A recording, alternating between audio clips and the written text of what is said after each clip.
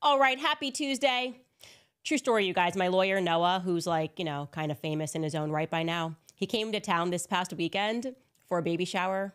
And when my 4-year-old son saw him, he was like, Noah. And then later on, he said, Noah is my best friend. I just wanted to point that out. My legal troubles are so extensive right now that my 4-year-old thinks that my lawyer is his best friend. That's how often we're seeing him. That's the level of sued I am currently in the world. But at least we're having fun. So welcome back to Candace.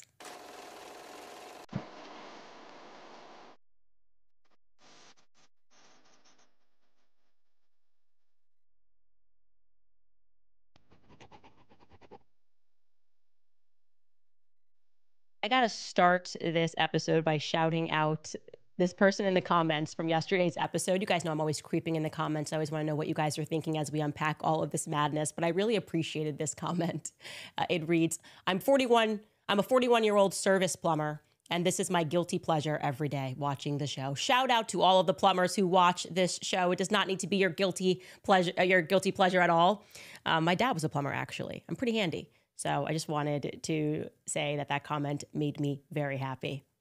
All right, so where do we leave off? Many of you guys were very shocked yesterday as we unpacked among many other affairs, the Monochet affair, because there's so many court cases that Brigitte's legal advisor and former Minister of Justice, Eric Dupond-Moretti, felt that he needed to insert himself into.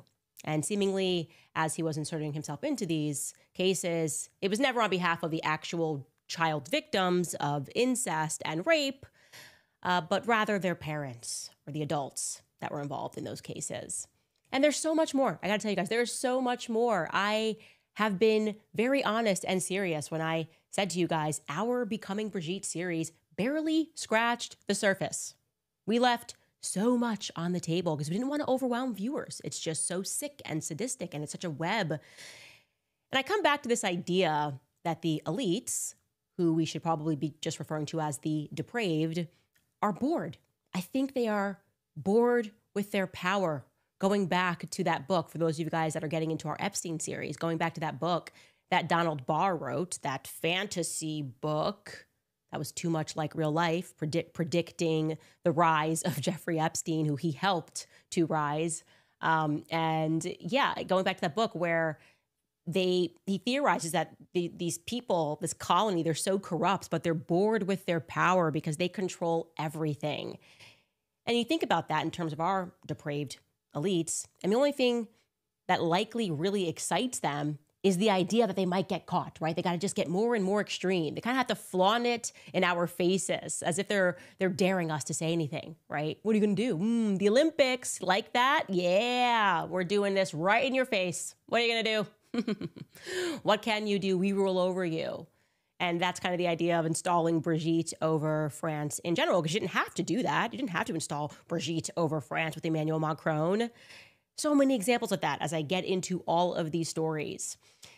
I can give you right now 2 more examples of that sort of public audacity, right? So one is just Tiffany. This is like a fun fact about Tiffany, if you will, if it was an American name.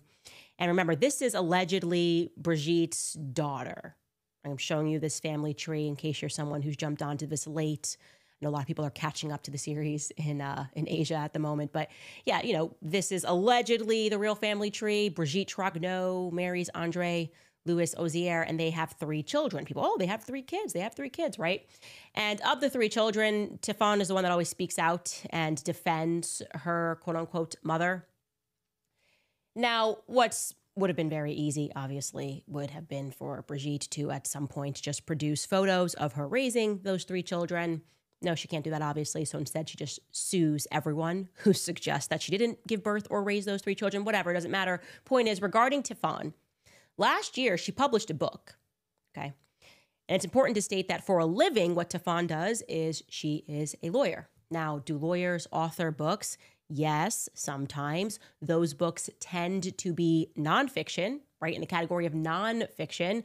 But Tiffany last year decided to publish a book, I think for the very first time ever, and it's a fiction book, which she says was loosely inspired by real cases that she came across as a lawyer in the north of France. And this particular fiction book covers themes related to domestic violence and All right, you guessed it. Incest. Yeah, of course. Duh. Come on, you guys. The book is entitled Assises, and that I think that's a French word that also is a term that they use to describe their courts. And it's billed as a novel which explores the complex themes related to violence and trauma, particularly focusing on situations where the boundaries between the victim and the perpetrator are blurred. According to available descriptions, the book features characters such as Jeanne, who's a victim of incest, and Laura, who's accused of killing her partner, who's also her abuser. I mean, why not, right? Why not just add a fiction book to the mix for funsies? And it's, I guess, an irresistible theme everywhere in France when it comes to incest. It's like, okay, I'm a lawyer. I want to involve myself in cases related to incest. Okay, I'm a lawyer, Tefan, and she's like, I want to write a book, a fictional book, covering that same theme among other violent themes. What are we to make of that? I don't know. Let's move on, okay? I also wanted to unpack, because obviously now I'm looking into the cases that Brigitte brought more closely, as much as you can as an English speaker. France in general likes to keep things very private. Like, this is kind of their culture. Oh, you have no right to even ask questions. We're so polite. You shouldn't even ask questions pertaining to Brigitte's background. And something that Xavier Poussard pointed out to me is it's very interesting that the first case that Brigitte brought about against the journalist was for invasion of privacy. Like, that was the crime. Not saying that I was born a man, but the fact that you invaded my privacy. It really signals to you that they think that's enough, telling the public that you should ask no more questions because, you know, I even though I'm a public person that has a lot of power over and I can rule over you, I deserve some privacy. So anyways, looking through the recent appellate court case for defamation that Brigitte brought against and lost against Natasha Ray and Amandine Roy. And it was, of course, the natural expectation to the outside world that in order to sort of disprove this notion that Brigitte Macron at first lived as a man named Jean-Michel Trogneau and then became Brigitte, that Brigitte would just very easily show up to this case with her brother. Like, I'm going to show up with Jean-Michel Trogneau. This is my brother. We're here together. Please stop this nonsense, right? Common sense is that you allege that your brother is living, that he is breathing, and therefore the best defense would just be to bring him with you to prove that you are in fact two different people, okay? But at no point has Brigitte been willing to do that. At no point has Brigitte been willing to simply appear with her brother to shut down these rumors that she is him. So you go to the next obvious thing would be that Brigitte is going to shut down these rumors that aren't true by producing for the court pictures of you and your brother together growing up, maybe. Okay, he's not going to show up. He's a very private guy. He enjoys his privacy, but here are, like, you know, millions of photos of me and him growing up together, playing in the yard, right? That's my brother. I love him so much. And you can see, because there's so many photos, that we have existed throughout our lives as separate people. But no, Brigitte was unwilling or unable to do that either. So what did she present to the courts, the appellate courts, as definitive proof that she's not her brother? Well, she presented a voting card, okay? A voting card, which we have a photo of. I'm not kidding. The First Lady of France presented as proof that she is not Jean-Michel Trogneau, and Jean-Michel Trogneau is instead alive and apparently living an entirely different life separate from her. An electoral card, which, by the way, of course, as you know, it's the same in America. This does not have a photo attached to it. It is also not considered an official, by any means, a stretch of imagination, is this an official form of identification. But she presented this as proof that they're totally different people because Jean-Michel Trogneau, as you can see by this photo ID card, he voted on June 9th in Amiens one year. And in that same year, Brigitte Macron voted in Le Touquet, like, you know, a separate town. So we're obviously not the same person, as you see, because the voting ID card is proof. You can tell by the stamps that we voted in two different locations. Aha! Trust me, bro, she's not a bro. Aha! They got us. And okay, that doesn't really feel like you got us at all. And so then I guess the court pushed more on this, and like maybe your lawyer should present an actual ID, a pictorial ID that is recognized as a legitimate form of ID. And they did. They produced an identification with a photo of Jean-Michel Trogneau, which I can tell you guys, it's the same Jean-Michel Trogneau. Remember, they sent us a screenshot of a video from the inauguration. And they said, this guy in the background is Jean-Michel Trogneau. This is it. This is what they sent us, like my legal team, as proof that he's totally alive. And so what they presented in court was this guy, a photo ID of this guy saying that he's Jean-Michel Trogneau. And curiously, that ID, though you could say is illegitimate because it was expired. It's an expired ID. It had been expired for 3 years, okay? And here's the most interesting part. This is what really has gotten people speaking about this. The photo ID expired specifically in April of 2022. And it's interesting because then they also presented a photo ID of Brigitte Macron. This is it. And coincidentally, Brigitte Macron's ID had been issued in April of 2022. So Jean-Michel Trogneau's ID expires in April 2022, and Brigitte Macron's ID is issued in April of 2022. Could be a coincidence. I don't know. We're definitely going to find out because we have a court case. But the broader point here is, where's your brother? Just bring him with you. Why doesn't this person want to sit under oath and say that he is your brother and that he's that person, the original Jean-Michel Trogneau that's curiously missing and that his face doesn't match when it's run against Chinese software and technology, that we're not getting a match here. We're getting a match that's you, that you're this little boy in the photo. Why doesn't he want to just show up and put all of this to rest? Nobody knows, guys. Nobody knows. Now back to Eric Dupond-Moretti, because many of you wanted further details. We had sort of honorably mentioned that there was this transgendered individual that is currently making allegations. This is or was, forgive my lack of political correction here because all of this is very new, but his name was Joachim Son-Forget, because some of you guys in the comments are like, I couldn't look him up. Joachim Son-Forget. Forget is spelled like forget in English, okay? His story goes that he was adopted from Korea when he was a baby by a Frenchman, and that Frenchman's name is Bernard Forget. Very difficult, by the way, to find this information on the web. You can't even find this on Wikipedia. They cleaned the fact that this was his father off of his Wikipedia page, which is kind of amazing. But yes, Bernard Son-Forget was his father. His father was a bailiff of a town in northern France. But regarding, his adopted child, regarding Joachim, he kind of has this sort of similar background story to Emmanuel Macron. He was considered by the public to be sort of a savant, like this amazing, young, promising politician, a promising political career, at least he would have had ahead of him. Growing up, he received a master's degree in cognitive science. He received a doctorate in neuroscience.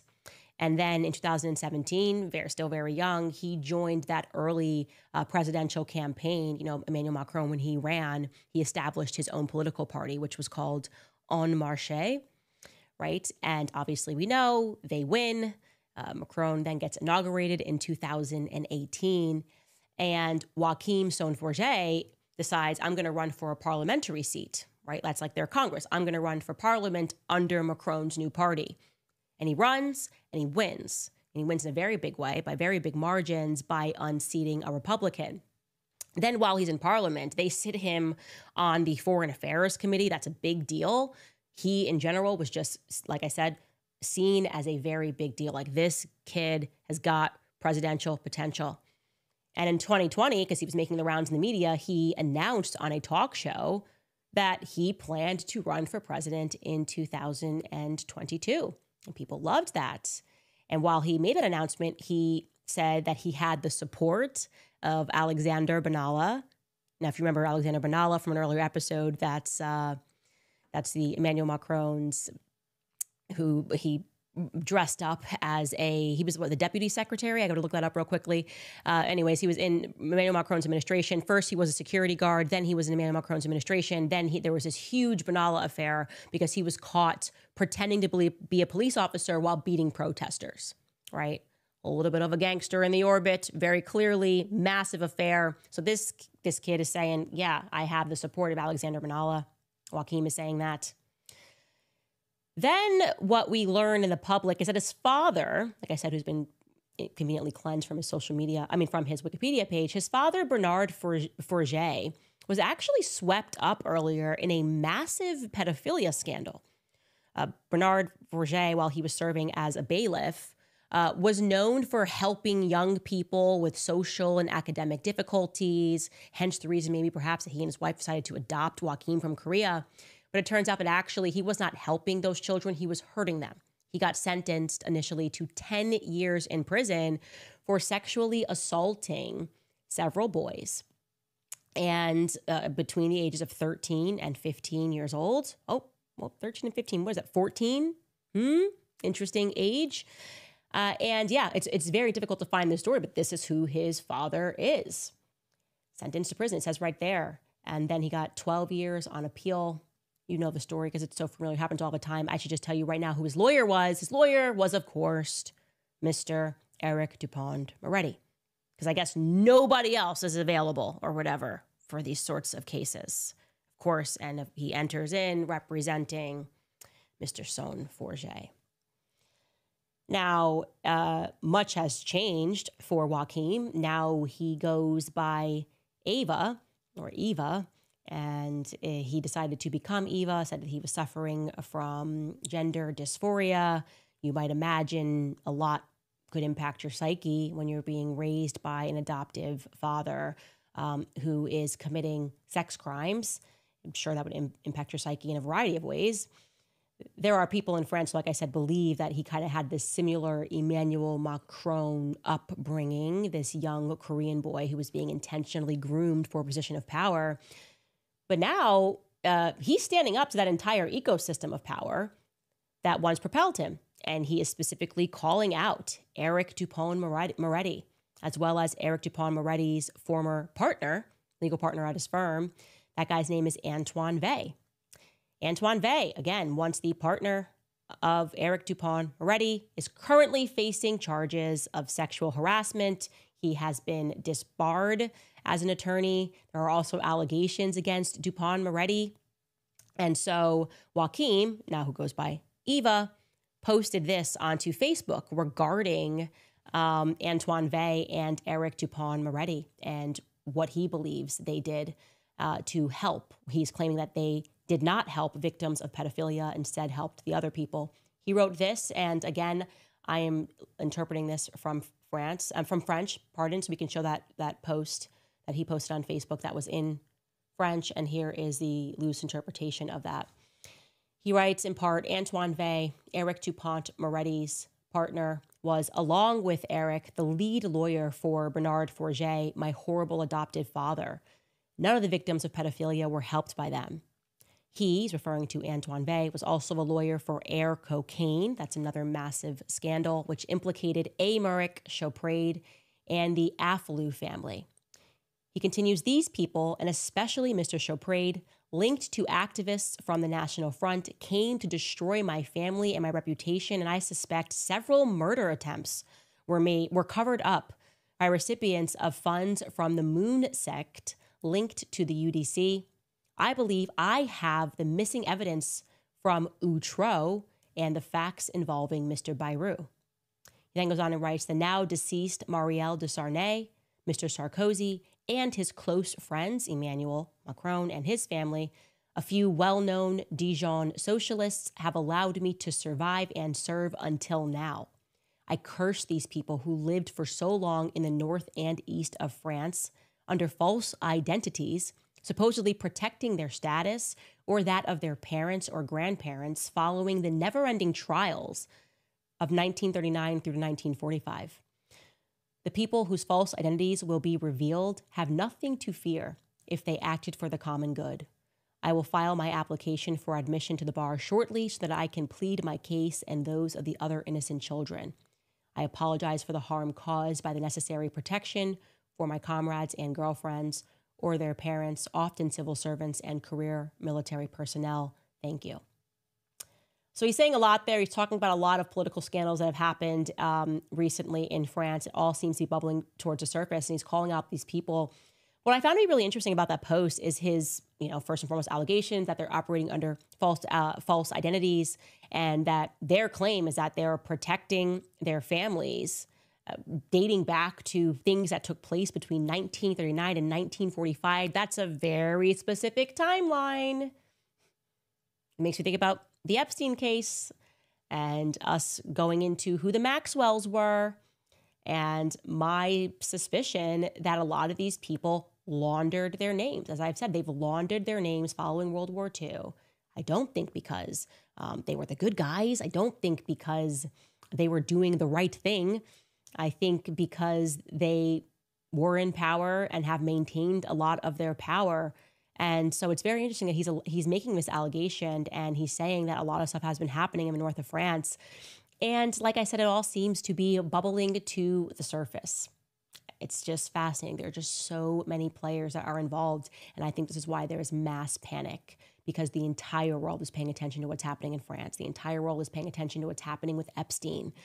And these people are depraved, and they are demented. And they, I think, have always been the bad guys throughout history and have seemingly gotten away with it by changing their names and changing their identities. We'll find out. I'm going to also tell you guys what my suspicion is regarding Brigitte Trogneau, because there's a lot of people. Where is the real Brigitte? I'm going to tell you what I think following a quick break. First, I want to remind you guys about our store. You can go to our website to support us, CandaceOwens.com. You can join our book club, but we have released more signed copies of my initial book, Blackout, so that's available on the website. Also want to tell you guys about Just Thrive, because the biggest health secret not talked about right now is that everything starts in your gut. Every day your gut is fighting a silent war against processed foods, work stress, toxins in the air that you breathe. When your gut is in trouble, your whole body feels it. Most probiotics don't work. 99% of traditional brands die in your stomach acid before they reach your gut. That's what makes Just Thrive spore-based probiotic completely different. Just Thrive is the only probiotic that is clinically proven to arrive 100% alive in your gut. It does something that no other probiotic can. It turns your gut into an antioxidant factory, which creates protective compounds exactly where you need them most. That means better digestion, healthy immunity, more energy, and easy weight management. You can take Just Thrive probiotic in the form of a capsule or berry-flavored gummy, from their award-winning probiotic to their full line of gut, immune, and brain health supplements.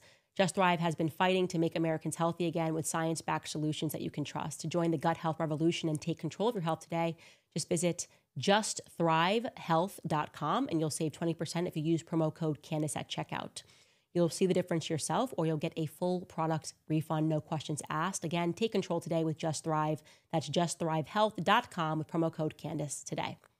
Also, reminding you guys about Tax Network USA, because they proudly believe in freedom, resilience, and financial independence. And for a limited time, they are offering a 10% off all of their services. So if you're dealing with back taxes or you missed the April 15th deadline, you shouldn't wait, because the IRS is, in fact, stepping up enforcement very quickly. Penalties can add up quickly, up to 5% per month, maxing out at 25% of your total tax bill, just not for filing. That's on top of what you already owe. But there's good news, because Tax Network USA can still help you turn things around. So whether you're self-employed, you're running a business, or your books are a complete mess, their team knows how to cut through the chaos and find solutions that can work. Your consultation will be completely free. You can get ahead of the problem now. That way you'll avoid harsh penalties and wage garnishments. Take the first step by calling 1-800-958-1000 or visit tnusa.com/Candace. You may have missed the tax deadline, but you haven't run out of options, so let Tax Network USA help by calling 1-800-958-1000 or visiting tnusa.com/Candace. Okay, so this is my opinion. Opinion is protected speech, okay? For those of you who have watched the series, you understand the web. The story that emerges to me that makes the most sense, and I think a lot of people might agree with this, is that it is very clear that Brigitte Trogneau existed. It is very clear that she was, in fact, the sister of Jean-Michel Trogneau. And I think that if I am guessing what took place here, Jean-Michel Trogneau took Brigitte Trogneau's identity at some point. It's very obvious he kind of becomes his sister. That's what seems to be the most logical conclusion based off of everything. And that would explain, because it's too wild of a theory to think that all of the siblings, even though the children, pardon me, Tafan and her two siblings, yeah, they don't speak much, but if you would eventually speak out and say that is my parent or that's not my parent, but they're silent. And I think that their silence probably indicates that they are related to Brigitte in some way, right? So perhaps that's not their mother. I don't believe that is their birth mother. That is in the Élysée Palace right now, but it is somebody that they know and someone that they have been around their entire lives. Namely, that would be an uncle, right? Like Jean-Michel Trogneux, the original Jean-Michel Trogneux that we saw in that young photo from Amiens, I think is their uncle. So the question that people ask is, okay, if you're operating under that theory, what happened to the real Brigitte Trogneux? Based on everything that we know about Macron's parents, their involvement in the trans cause, trying to get IDs for transgendered individuals, fighting for trans rights, so to speak, based on what we know about Veronique, if you subscribe to the idea that Brigitte, before she became Brigitte, Jean-Michel Trogneux perhaps lived as Veronique. If you guys have not watched the series, you're going to be very lost right now. But for those of you that did, lived as a while as Veronique. Well, that was during a time when trans people could not become somebody else. So if you are wanting to transition and you're living in the 80s and you are not allowed to just become somebody else under the law, what are you going to do?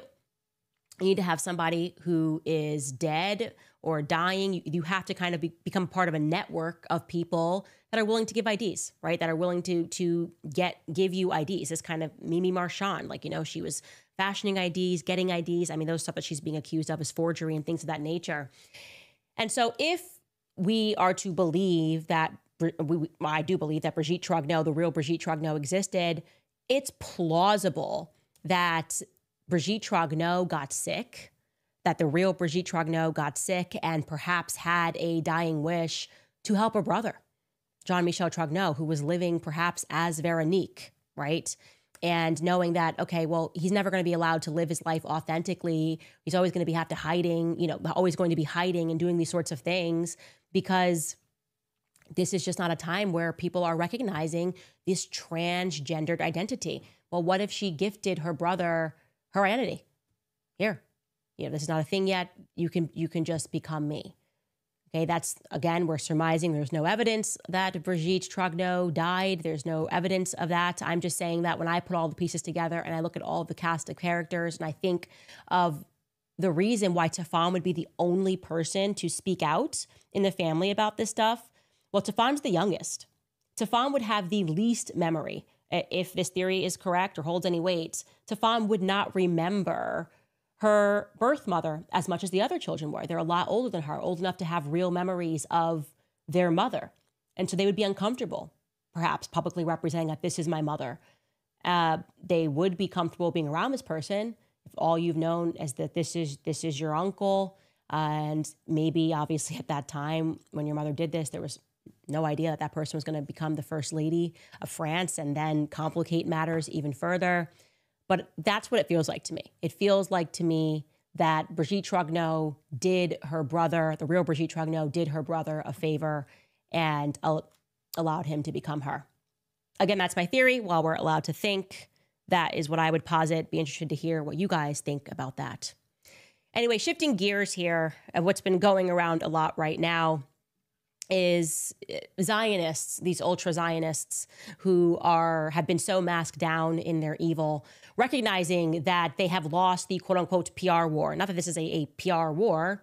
Nobody's fighting, having to lie or smear or getting attention by the media to say that what's happening in Gaza is wrong. But you've been seeing this occurrence of oh my gosh, what's going on? So many people dislike Israel. And a perfect example of that is Bill Ackman, who tweeted this.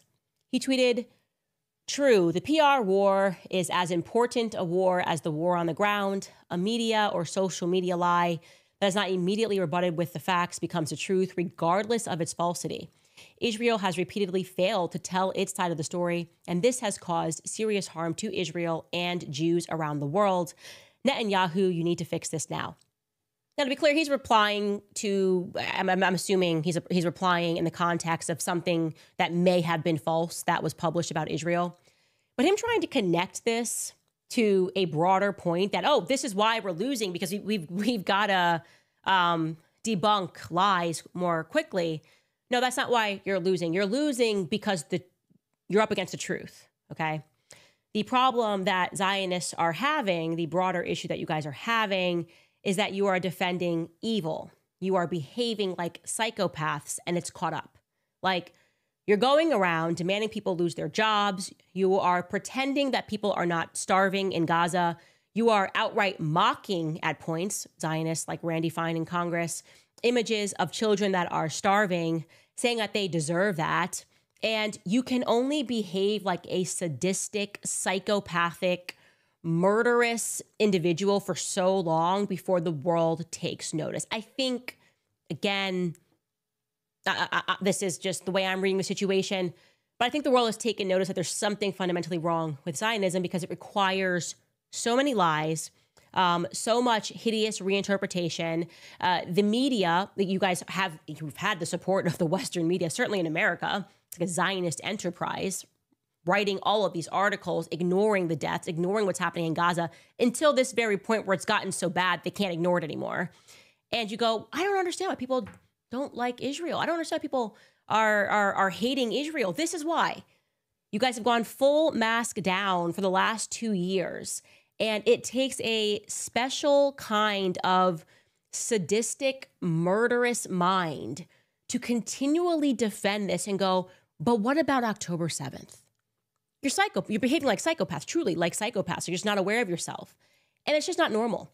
These headlines are just not normal. And we can go over some of these right now. I mean, you now have the patriarchs and the heads of the churches in Jerusalem who are issuing statements about what's happening. The settlers, the absolute gremlins and goblins who go in and are taking over territory. Nope, not paying for it, not by just taking over people's territory, burning their crops, killing their animals, killing their livestock to make it so that it's unlivable. And just going, we're going to take it, it's ours.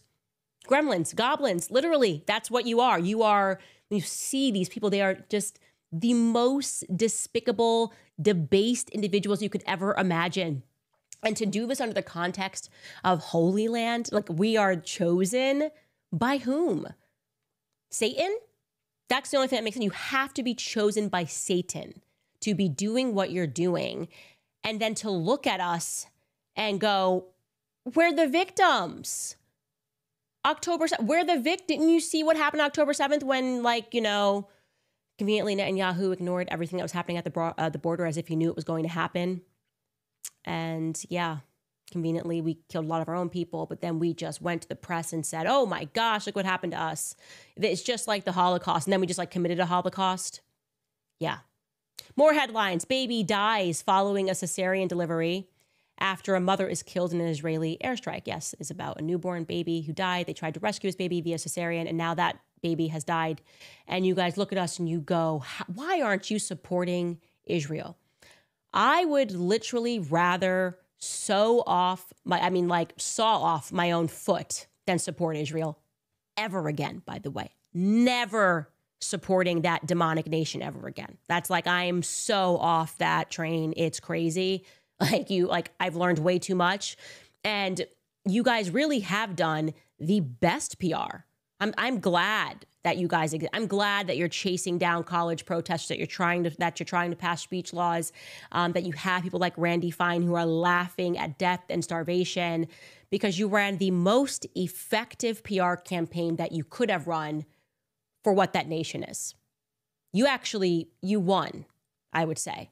You delivered in every way that you are supposed to deliver by just going full mask down.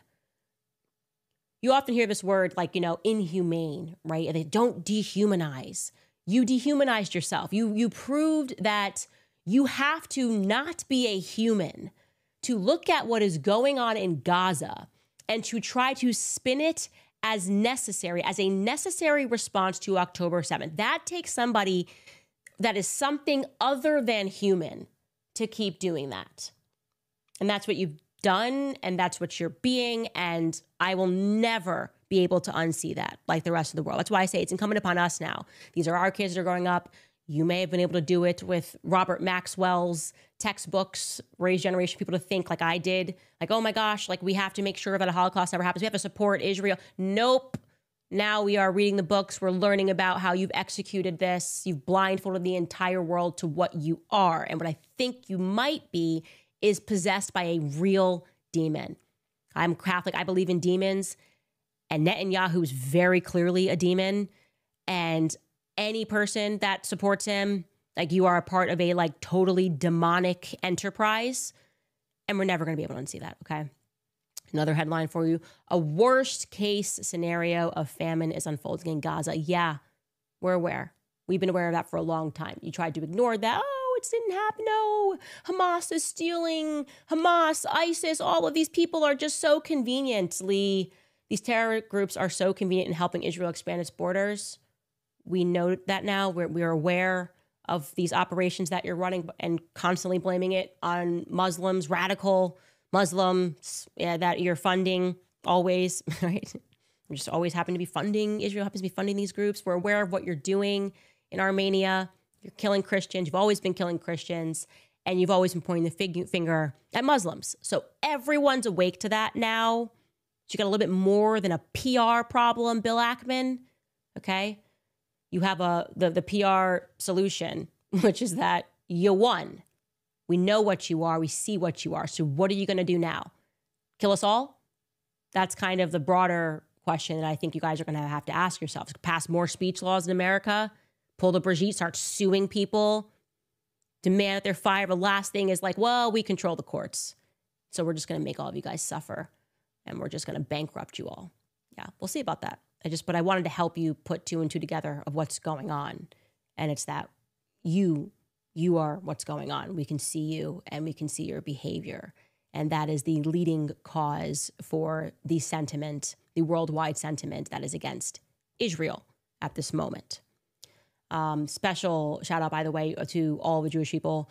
There's one person that I follow who makes hilarious videos who did this whole series on Instagram, basically saying, like, when I was a kid, I always wondered why it was that we were told to visit Israel as a birthright. And now I see that this was always propaganda to make even Jewish Americans believe that we have to support this demonic nation.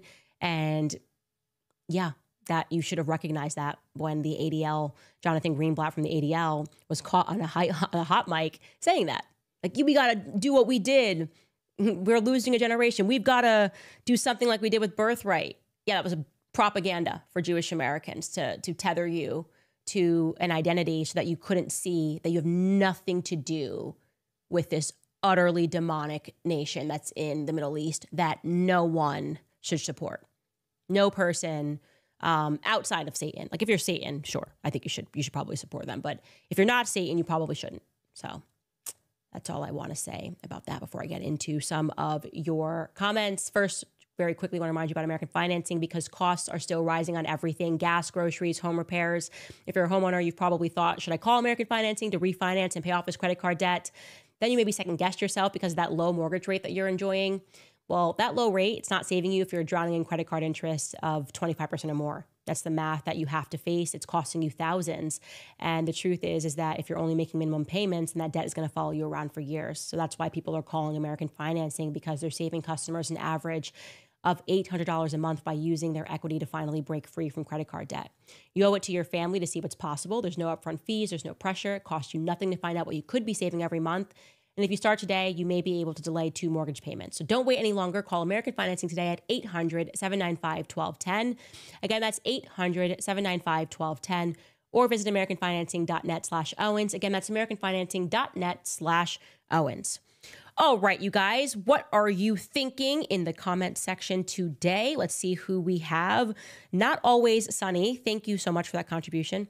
They wrote, Candace, thank you so much for being a voice for the invisible and the forgotten. We appreciate you and your team's efforts, and we will continue to support you through their poor attempts at slandering your name. Yeah, I'm very comfortable with them calling me a bunch. I just couldn't care less about it because I think that people are awake, and that was best evidenced by all the comments under Jake Tapper's disastrous performance with Tom Clare.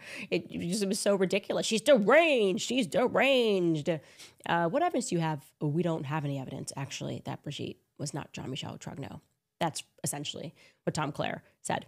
That's how I took it when he couldn't name anything that they supplied. Omran Hamoud writes, keep speaking up for the oppressed and most importantly, speaking truth. Yeah, it's not just me, it's everyone. Like I said, you use your voice when you comment, when you're in the comment section, you're hitting hard. That is, I feel like I look at that and I'm like, I'm so grateful that so many people are defending me before I can even defend myself. It also puts them on notice, let them know that the propaganda doesn't work anymore. The propaganda does not work anymore. Whether it's CNN, whether it's Bill Ackman, the people are becoming more and more educated. I actually can't wait later on this week to tell you about this incredible conversation that I had with Grok. I want to debate with Grok. I just want you guys to know that. But it's important to talk about that because one element of this is that they're constantly wiping away history. And I believe that Grok and AI is a step in that direction because once they say that there's no evidence for this, for some reason people trust the computer response. They think it's like a calculator. And they don't think that, and actually it matters who's programming that calculator. And I have a stunning example of exactly how much like Grok will willfully ignore evidence that you're presenting to him if it's found in a book. And that's what they want. They want a generation of people who don't read books and don't remember books so that they can just delete information off of the web and then it never happened. And that's very scary to think about. Marzi writes, you should look at the French banks in Africa. They have been looting Mali for natural resources. Also, France was involved with abusing children there as well. Oh, I'm aware. They were ejected from 3 African countries in the last 6 years. Yep, I'm very aware of that. Like I said, Andre Gide, the self-admitted pederast. Oscar Wilde, pardon me, as well. They viewed it as you go down to Morocco and you can abuse Arab children and initiate yourself as a Freemason of sorts. We get into all that stuff in the book club. Jennifer Hofer writes, investigate Justin Trudeau. He destroyed Canada, as is Carney, but he's very close to Macron. There is something there. Of course there is something there. Of course there's something there. By the way, random, but my producer Skylar told me that he's dating Katy Perry now? What is this headline? Justin Trudeau, Katy Perry spotted dining together at high-end Montreal restaurant. Honestly, Katy Perry ain't been the same since she went to space. She ain't been the same. I just feel like she never really came down from that high of sorts. Nicola Rose writes, good evening and hello from London. I just got to say, I really hope your next Standus Cup and your shirt merch will be, quote, unimaginable firepower from Eric Dupont Moretti. That's right. That's what he said in his conspiracy about me. Then she started investigating this with unimaginable firepower. What do you mean? I had no firepower. The media called me crazy. I lost my job. I got kicked off of YouTube or demonetized on YouTube. What was the firepower? Oh, I know what it was. The truth, homie. The truth. You just keep saying it and eventually people wake up and recognize which version is the lie and which version is the truth. That would be funny. You are right. That would be the ultimate troll, as you say. Jerry writes, do you think President Trump will get involved if this becomes a state issue? You know what? I do want to say something about that. I think it's incumbent upon President Trump and more importantly, Vice President J.D. Vance to make a statement. Because don't you remember when J.D. Vance went over to Europe and he gave this banging speech? It was great. He was talking about how, your leaders have an issue with speech. I'm paraphrasing here. He sounded much more eloquent and brilliant when he said it, but he really stuck it to them. And he was like, you have, rather than listening to your constituents, you guys try to shut down their speech. You're trying to criminalize speech all across Europe. And we won't stand for that as partners. We won't stand for you guys doing that to your own constituents. Yeah, okay, well then what happened, J.D. Vance and Trump, was they're doing it to one of your constituents. Emmanuel Macron and Brigitte are trying to shut down the speech of one of your constituents. And you know that because they flew to the White House and they tried to get you to do it. So yeah, I think it's coming upon the White House to comment on the situation and say, this is crazy. And that they have stepped over the line, but they haven't done that. Your silence is violence in this matter, J.D. Vance. Your silence will be taken as violence. Kay Castro writes, Brigitte actually makes me believe in toxic masculinity. Well done. I like that. That's very funny. I think we're going to have to use that. We have so much fun when we make our thumbnails. I like toxic masculinity as a future thumbnail when we discuss Brigitte. Anyways, you guys, that's all the time that we have for today. Tomorrow, I will be releasing an interesting conversation that I had, an interesting conversation, with Harvey Weinstein in the aftermath of everything, speaking about the courts and the court system, whether or not the court system is rigged. And if it is rigged, who is it rigged on behalf? On behalf of? Who is it rigged on behalf of? He had some very interesting answers. And so we will have that for you guys tomorrow. And yeah, that's it. We'll see you then.